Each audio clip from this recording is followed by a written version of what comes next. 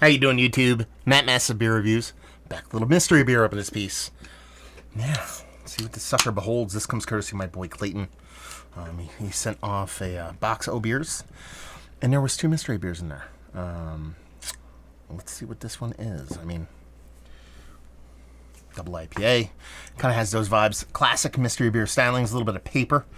That beautiful painter's tape. And yeah, it looks all the part of a big, dense, hefty, kind of turbid IPA / double IPA. Pinky finger. White as white could be head. Super fluffy creaminess. That rich kind of orange core, a little bit of cataracty edges. So, yeah. Beers that look like this typically for me come off a little bit residual sweet. Look a little bit more under attenuated. At least the look does. Let's see if the nose has. There's definitely some sweetness in there. It's very much a mixture of like a pineapple juice and like a little bit of grapefruit juice. I'm not really getting anything as far as bittering goes. But just based off the nose, I'm going for a sweeter kind of IPA. It might be a double IPA, but right now I'm just kind of leaning towards a hazy, and I'm leaning towards a New England style hazy, just because that bitterness really isn't jumping up and showing itself. At least it's not rearing its head in the aroma. But yeah, it smells like a sweet, kind of citrus leaning, hazy little jammer. Let's dive in. Cheers.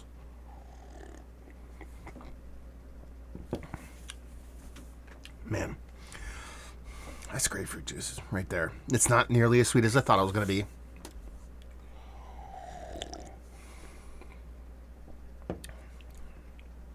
Who made this? Who made this beer? I don't know. It's not Treehouse.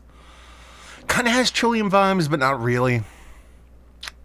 It's really just super heavy grapefruit leaning.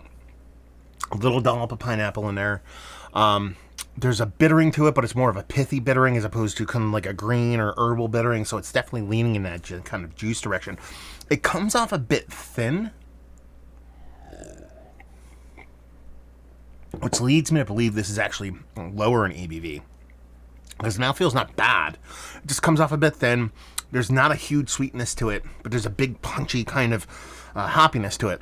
So where I was originally thinking about 6 and change to 7, now I'm actually dipping down towards the 5%. Let's go 5.4, 5.6 kind of range. Somebody's kind of chuggable, extra aggressively hopped, kind of hazy. I don't know who would have made this. He's up in Mass. It's not Trillium, man. It's not. It's not Trillium. It's not Treehouse. It's somebody else, but it's a really well done version of a chuggable, very citrus, very grapefruit forward kind of IPA. Yeah. So 5.6% hoppy pale. Let's actually just go there because I think it actually has more to do with a pale ale than an actual IPA. So super aggressively hopped, 5.6% pale ale. Done and done. I could almost be talked into saying there was grapefruit added to this, but I think it's all hop derived, so we'll see what's what. I like it, especially because it's low ABV. So if this ekes in under 5, then Daddy's going to be super happy. Let's see what we got going on here. Okay. Raise the Barn. This is a 5%, so even lower. Libby American Blonde Ale from Tilted Bar. Now look at that. It's obvious not American Blonde Ale. It's bases, but it's something super hyper aggressively hopped. And this is canned less than a month ago, so 12/28-ish. Today is, I think, like the 23rd. It says Galaxy variant, brewery only, and about $4 a can. Named after our little blondie Libby, an American blonde, and one of our favorites here at Tilted Barn. We featured a different hop with each batch, making this beer a unique Libby herself, clean, crisp, and dangerously drinkable. Yeah. I like this. American Blonde Ale is about one of the most boring styles in the history of mankind. This beer is not boring. It is, as you can see, American Blonde Ales don't look like that. It's just a hyper aggressively hopped version of an American Blonde Ale. I'm super pumped on the low ABV on it. I like this. That kind of that lack of mouthfeel. That's where I think that kind of maybe that blonde ale comes into effect, but you're also talking about 5%. And I know I could be wrong, but I believe they use their own proprietary yeast up there at Tilted Barn, so they might not be using the classic Conan kind of London 3 or even Vec at this point as far as their beers go. I don't know. Maybe some of these can shed the light on that. And it's, yeah, I dig this. It's fun. I have no problems. Not actually. I'm going to go even further. I'm all about what I said about this because even though this is called an American Blonde Ale, it is an aggressively hopped pale ale.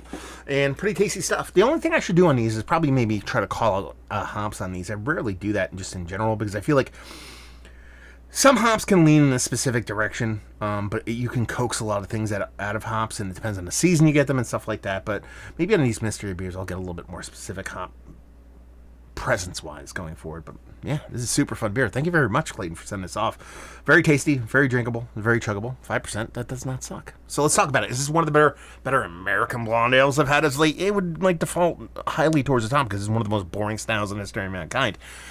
Is it one of the better hazy, low ABV pale ales that I've had as of late? Yes. Is it Mount Rushmore? Eking towards the top, but very tasty stuff nonetheless. Value and availability, like you said, it was about $4 a can. So you're talking about I mean, that's, $16 for a 4-pack of 5% hazy.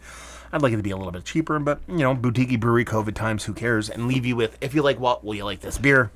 If you like little, super crushable hazies, that's where this one kind of lands. It's in that kind of, sneak boxy, even sub 5% kind of vein of thought. So it's something crushable, something very impactful from the hop end of things. If you lean heavily into that grapefruit citrus and that's your jam, this will do you proper. So there you go. Fun little mystery beer in the books. If you dig the mystery beers, you're more than welcome to send some off. You can reach out to me at email, massivebeers@gmail.com or matt@massivebeers.com. If you want to check me out doing the social media stuff, just type in Massive Beers. If you want to check me out doing the social media stuff, type in Beer Massive up there. And hopefully you guys enjoyed the review. Hopefully you're enjoying some mystery beer right now. Hope to see you next time. Cheers.